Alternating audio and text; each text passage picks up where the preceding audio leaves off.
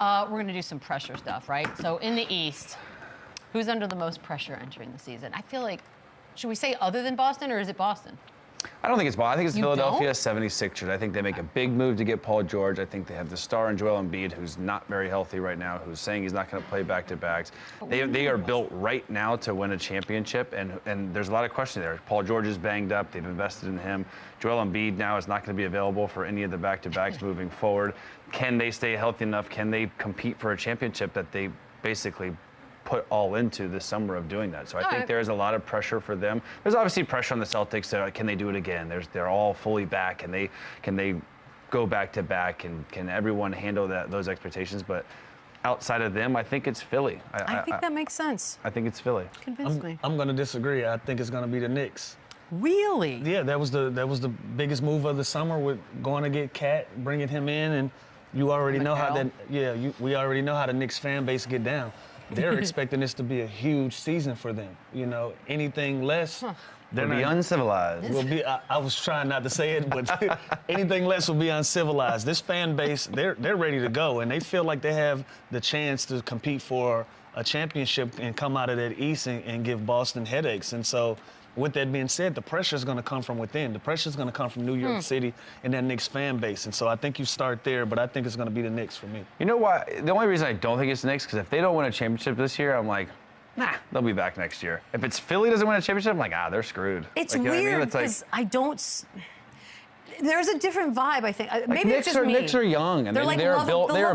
Knicks are going to be there in the next 5 years. I don't think there's pressure right now. October 23rd, it'll be a completely different vibe for sure. Feeling in the city. Fair. I just think the Sixers are built right now to be good. The Knicks are built for the next 5 years to be good. So there's not as much pressure on them. They have more time. It does feel like the Philly window of health and age closing. and really health is going to be the problem. Yeah. All right, man, I think, you know what, Chandler gets a point. Well, that. And Just going to score it. Well, yeah. That doesn't mean it's more pressure on them. That just means they have a smaller window. I don't think that's pressure. That doesn't equal pressure to me.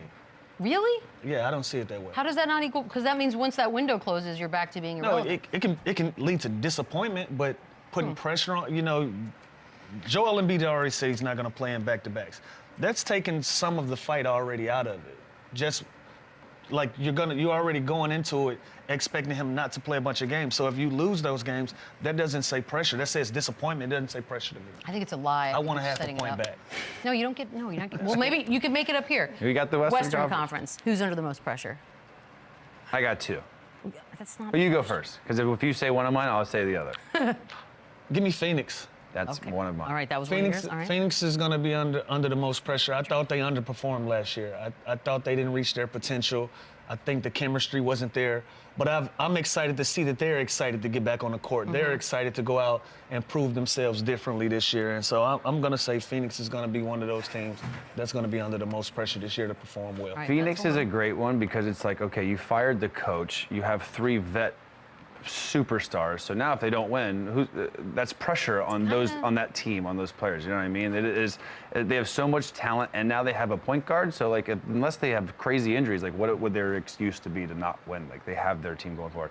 The other team for me is the Clippers. Like I know their expectations are low, but like it is literally, they have make or break. Can Kawhi Leonard play? Or are they going to straight go rebuilding into this new arena? That is pressure. They have no product to put to this new fancy new arena. So there's no pressure then, because you're defeated. But I think it's you compete and win, be like a 45, 50 game win, or you literally completely rebuild. So I think there's pressure to make a decision for this franchise, which route they go. Point, Lou. I think Lou's point was much better. Tie ball game. Yeah, it's a tie ball game. Do we